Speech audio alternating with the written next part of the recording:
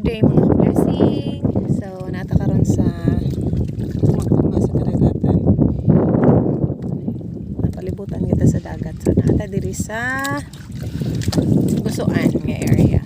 Nana ko i-share karon nga kabuntagon.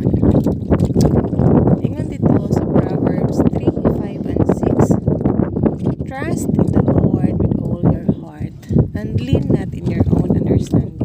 In all your ways acknowledge Him and He will direct your path. Always saad sa Ginoo igsoon.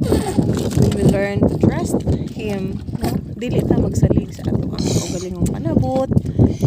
Kundi ato isalig with all our heart diha sa Lord. He will surely direct our path. Tultulan ta niya unsay maayo, unsay insakto na ato ang pagdaagian. So, kani siya nga verse mo gid niya akong gikuptan. Ever since nga nakain ako sa Lord, every time I make a decision, mo na gid ko sa Lord nga, Lord, if it's your will, let your will be done in my life, no? So, mo na akong favorite verse, gyud. So good katong pag-adto na kog Manila nga namit na kong Lord.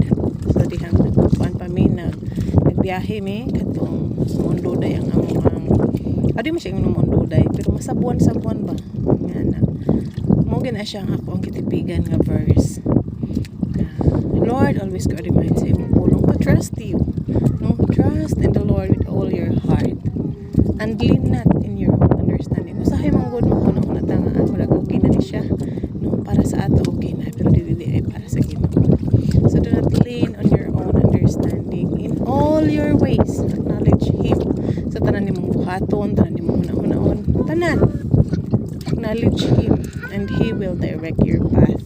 So grabe ka na lang sa Lord. So kung siya atong unahon, no, yung bitaw sa iyang pulong, Matthew 6:33, seek ye first the kingdom of God and His righteousness, and all these things shall be added unto you. Wow, naharagit ang Ginoo, maragit na yung sekreto. Sa dihang gihimo bitaw sa Lord ang kalibutan, He prepare everything, no?